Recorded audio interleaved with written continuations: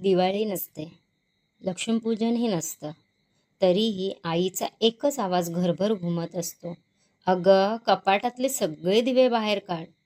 पितळी समई, निरांजन, लामण दिवा, पंचारती, अगदी वर्षभर कपाटाच्या कोपऱ्यात पडलेला छोटासा दिवासुद्धा त्या दिवशी बाहेर येतो. सगळ्यांना आंघोळ घातली जाते, सजवलं जातं आणि त्यांची पूजा केली जाते. पण एका दिवसासाठी दिव्यांनाच देव का मानलं जातं? आणि आषाढ अमावस्येलाच ही परंपरा का आहे? आज जाणून घेऊया. दीप अमावस्येची एक सुंदर आणि आपल्या संस्कृतीला उजेड देणारी गोष्ट.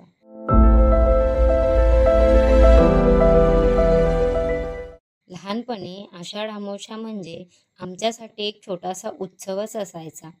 आजी सकाळीच म्हणायची, आज कोणी खेळायला जाणार नाही. आम्ही लगेच नाराज व्हायचो. का ग आजी? ती हसून म्हणायची, आज आपल्या घरच्या दिव्यांचा वाढदिवस आहे. हे ऐकून आम्ही सगळेच हसायचो. दिव्यांचा पण वाढदिवस असतो का? आजी काही उत्तर द्यायची नाही, फक्त म्हणायची, चल आधी समई घास. मग सुरू व्हायचं मिशन. कोण चिंच आणणार, कोण राख आणणार, कोण कापसाच्या वाती वळणार आणि कोण तेल भरायचं. कामापेक्षा त्यातले मज्जाच जास्त असायची. पण त्या दिवशी आजीच्या चेहऱ्यावर एक वेगळंच समाधान असायचं. तेव्हा समजलं नव्हतं, पण आज कळतं. ती दिवे घासत नव्हती, ती संस्कार घासत होती. भारतीय संस्कृतीत प्रत्येक वस्तूकडे फक्त वस्तू म्हणून पाहिलं जात नाही. ज्यामुळे आपलं जीवन सुंदर होतं, त्याच्याबद्दल कृतज्ञता व्यक्त करणं ही आपली परंपरा आहे. म्हणूनच शेतकरी नांगराची पूजा करतो, कारागीर आपल्या अवजारांची पूजा करतो, विद्यार्थी पुस्तकांची पूजा करतो आणि आपण दिव्याची पूजा करतो. कारण दिवा फक्त तेलाने जळत नाही, तो श्रद्धेने जळतो. पण आषाढ अमावस्याच का? यामागे आहे एक सुंदर विचार, जो आजही तितकाच महत्त्वाचा आहे. आषाढ महिना संपतो आणि दुसऱ्या दिवसापासून श्रावण सुरू होतो. श्रावण म्हणजे भक्तीचा महिना. उपवास, पूजा, अभिषेक, हरिनाम, आरती, म्हणजे संपूर्ण महिनाभर घरात दिवा रोज पेटणार. मग ज्या दिव्याने आपली पूजा उजळून निघणार आहे, त्यालाच आधी नमस्कार. किती सुंदर विचार आहे ना हा? आजच्या भाषेत सांगायचं तर, ज्याच्यामुळे आपलं काम होतं त्याला थँक्यू म्हणायचं. आपल्या पूर्वजांनी हे हजारो वर्षांपूर्वी शिकवलं होतं. तुमच्या घरीही आजी किंवा आई दिवे चिंचेने घासायच्या का? आणि पहिला दिवा लावण्याचा हट्ट तुमचाही असायचा का?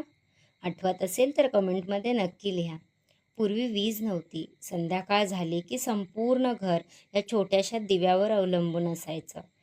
त्याच प्रकाशात आई स्वयंपाक करायची, आजोबा पोथी वाचायचे, मुलं अभ्यास करायची आणि देवापुढे आरतीही त्याच दिव्याने व्हायची. म्हणून दिवा हा घरातला एक सदस्यच होता. आज आपल्या घरात शेकडो लाईट्स आहेत. एक बटन दाबलं की घर उजळतं. पण त्या तेलाच्या दिव्याच्या प्रकाशात एक वेगळीच ऊब होती, एक वेगळी शांतता होती. आणि दीप अमावस्येचा सर्वात सुंदर संदेश अजून बाकी आहे. अमावस्या म्हणजे पूर्ण अंधार, आकाशात चंद्रही नसतो. मग याच रात्री घरभर इतके दिवे का लावले जातात? कारण भारतीय संस्कृती सांगते, अंधाराला शिव्या देण्यात काही अर्थ नाही. एक दिवा लावा, अंधार आपोआप निघून जाईल. हे फक्त रात्रीसाठी नाही, तर आयुष्यभरासाठीही आहे. मनात राग असेल, मत्सर असेल, भीती असेल, तर त्यावर उपाय अंधार वाढवणं नाही, तर एक चांगला विचार पेटवणं आहे. एक आशा, एक विश्वास, एक प्रार्थना इतकीच पुरेशी असते. आजी नेहमी एक गोष्ट सांगायची. ती म्हणायची, दिवा स्वतः जळतो म्हणून दुसऱ्यांना प्रकाश देतो. लहानपणी हे वाक्य साधं वाटायचं, पण मोठं झाल्यावर जाणवलं, आई बाबा, गुरु, आपले ज्येष्ठ हे सगळे असेच दिवे असतात. स्वतः कष्ट करतात आणि आपलं आयुष्य उजळून टाकतात. म्हणूनच दीप अमावस्या ही फक्त दिव्यांची पूजा नाही, तर आपल्या आयुष्यात प्रकाश देणाऱ्या प्रत्येक व्यक्तीप्रती कृतज्ञता व्यक्त करण्याचा दिवस आहे.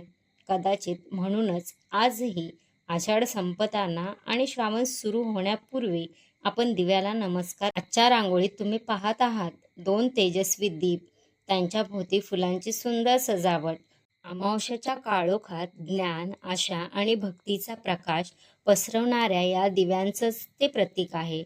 श्रावणाच्या स्वागतासाठी आपलं मनही या दिव्यांसारखं निर्मळ, शांत आणि प्रकाशमान राहो, हीच या रांगोळीमागची भावना आहे. तुम्हाला या रांगोळीमागची कथा आणि संदेश आवडला असेल तर व्हिडिओला लाईक करा. तुमच्या घरी दीप अमावस्येला कोणती खास परंपरा पाळली जाते ते कमेंटमध्ये नक्की लिहा. आणि अशा सुंदर, सुबक, मनमोहक, सोप्या रांगोळ्या आणि प्रेरणादायी कथा आणि सकारात्मक संदेशासाठी आपल्या चॅनलला सबस्क्राईब करायला विसरू नका. चला तर मग पुन्हा भेटूया एका नव्या रांगोळीसोबत. तोपर्यंत नमस्कार.